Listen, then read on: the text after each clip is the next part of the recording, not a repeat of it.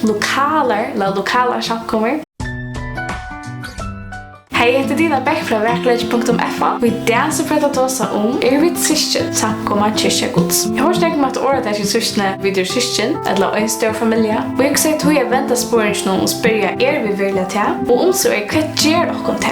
Vad säger Bibeln? Kan man se året samkomu eller kyrkja och vad är det? Vi tar det ofta året samkomu eller kyrkja i dagliga tal. Och vi sätter det ofta i samband med en byggning. Kyrkja kommer från enska åren church. Och så har vi förska året samkomu som kommer från åren att komma samman. Uppifrån året som grekiskt ekklesia. Och det här är ju funter samkomma eller sammankomma. Så året är inte ett byggningsnål men fältsnål som kommer samman. Vi läser i Bibeln att Paulus skriver en hälsan till några folk som kommer samman hemma och i en hus. Det är inte huset som är tydning men fältsnål som kommer samman och kvart det kommer samman om. Hälsa är sin samkommen i huset törra. Ta i Bibeln talar om en samkommen eller kyrkja som talar om en sammankomma fältsnål. Församling som har sett sitt allit av Jesus till frälsor. Trúgvandi sammankomman lika med Jesus med Jesus själv hötte. Talsia han styrer och samkomman över hon undergivet och i ödlon och fylgjer hon eitt. Talsia akta han, öttast han och hans år och på i Bibeln. Allt lägger han under fötter hans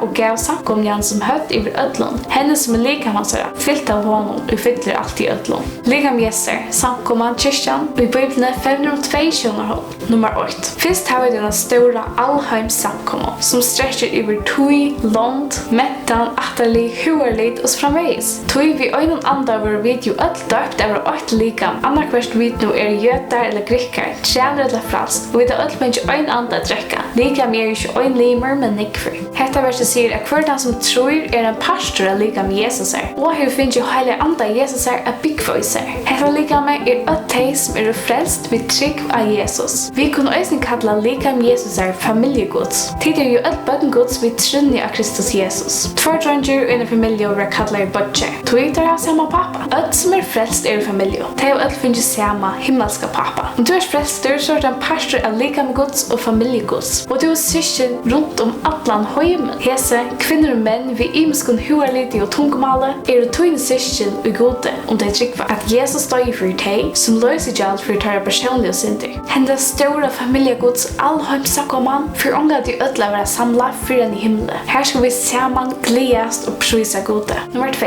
Sedan har vi samkommer att trúgvandi och Oyrnalokkar steg. Runt omkring i hemmen, bort nu i hese löto. Här är trúgvandi komma samman att trösta, uppbygga och använda kvar annan och tjäna kvar en öron. Som bröder och systrar i Herren. Paulus apostel och alla bröder i charmar till samkommunar i Galatia. Vi söker att här är flera samkommer i Galatia. Så kallar lokala samkommer. Lokala samkommer är samkommer av frälsta människor som limer att det stora samkomna familjegods. Människor som pastor av familjegods oja att samlas vid öron trúgvandi och i lokala samkomman runt omkring för att etja, lära och uppbygga kvar annan i Bibeln. För att det grundarläge för lika Jesus kvar boss. Årets samkomma eller kyrkja som älskar året blir först förnämnt i Matteus 16. Simon Peter svarar, "Tu är Kristus, son hins levande Guds." Ta svarar Jesus sonen, "Själv är du Simon, son Jonas. Du håller blå hur inte uppenbarat det Hettar med färgmun som i himlen. God visste Paulus att Jesus var son Guds. Så säger jag sin här, "Tu är Peter, och hesen klätte skall bygga samkomuna, och porster deirgensens skulle inte vara valda henne." Och så vet om året Peter och klätter så är det närskilt. Men lägg märke sig att jag vet att griska texten så ständer att griska året för Peter är Petros, som märker en lasersteiner. Och griska året för klätter är Petra, som märker klätter eller fastorsteiner. Jesus säger att han väljer att bygga samkomna av klätten Petra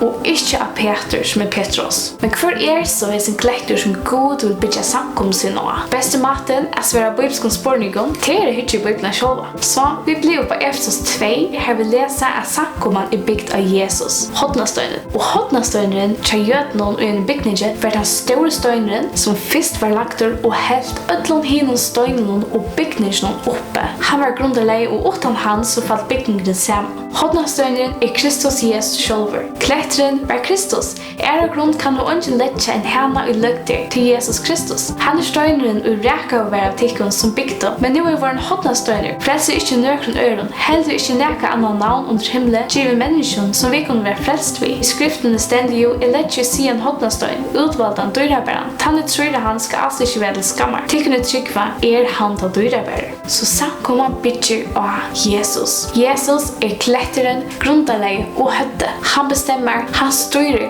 han boss. Og andre maver kan kreve i hese støvo. Og her Jesus aksepterer som høtte og grundarleie, her akter samkomman Guds Bibelene. Det ikke en prester, biskoper, pave eller pastorer som høtte eller hakri i meton enn hinner samkomlimene. Bibelen lærer at Jesus høtte. Han grundarleie. Og trúgvandi prester. Og kunne komme inn i nærvær Guds. Og i bøn og via lesa hans ord, Bibelene. Og jeg tjene Jesus. Og jeg lesa og granska Bibelene. Og og jeg vil sala vi nær for Gud som Jesus nevnte i Arna for himmels. Vi til å bytja bygningen som samkomma Guds. Og lete til kun sjål som livande støyner bytja opp til andalet hus, høyleia prestaskap, bæra fram andalet offer som vi Jesus i Kristi toknes gode. Men tid utvalgt at kongelige prestaskaper høyle tjå og knarfolk, for at de skulle kunngjøre diktere hans herre, som kallet til kun urmyrskronen inn i underfulle livsut. For oppgave her som samkomma. Det nek ting som vi være vi, løp seg elska kun annan, og bo menneskjon om god. Og særlig som stender i 4 Timoteus og i huset god, som samkomma i livande god, stol og grunnvødler sannlegans. Sannlegge Guds Guds Bibelen. Alt ordet samanlagt i sannlegge. Så samkomman hever til oppgave at spira stol og grunnvødler Guds Bibelen. Til seg samkomman øyre verja og lære Guds rett. Og samkomman øyre å være Guds Bibelen undergiven og akte henne. Begge lære og virke. Til det trolige fast vi lærer apostlene, vi samfunnet, vi brevbrøderne og vi bønner. Herframt det ikke under ting som samkomman hever til oppgave. Vi lander amene, rettleie og oppbygge oss framvis. Og her ting som vi kommer inn av neste fyr. Her vil jeg til personlig oppgave til dem trúgvandi. Hva skal løyde etter en samkomma? Hva skal du løyde etter en samkomma? Når vi vet hva en samkomma kjempers Bibelene og hva hun øyre være, så jeg vil også komme vel om. Her vi skal velge en lokale samkomma genga og tjene vi. Vi tar spyrja om hun grunnvedler og stål sannlegans, eller om hun ikke det. Vi tar spyrja om hun lærer rett og ærlig og årgods. Vi frykt for gode, eller om hun ikke det. Det kan bli sere torfer til en ny omvendom, og det videre for en øyre å komme sammen vi. Det så mennesker imiske flokker og trúgvandi. Og i som læren så stande der lengt fra hver nøren, og årsøkjen til hese flokkerskifting oppfølt. Hun til han at mennesker kjensler, tankar og meninger for å blande sammen vi årgods Bibelene. Og i mange forhold vil mennesker år tidje fram Guds. Og dette altså ikke rett. Flokkerskifting må jo være tikkere midlen, så hva man kan for tandag følge og i fullrønt tikkere midlen. Vi vet også at jeg årgods for tæta øyne. Og akkurat fætan for den rette lokale samkomman øyer å være grunnet av Bibelene, årgods øyne. Og her nøkker ras så kunne hjelpe inn trúgvandi å finne røtte løyene og sørge hver noen øyre komme sammen vi. Vi viser at hei til saunas vi og gjør det til øyt vi aksepterer Bibelene årgods som den endelige, haksta og øyneste myndeløkka vi trúgva i verste. Vi viser at hei til saunas vi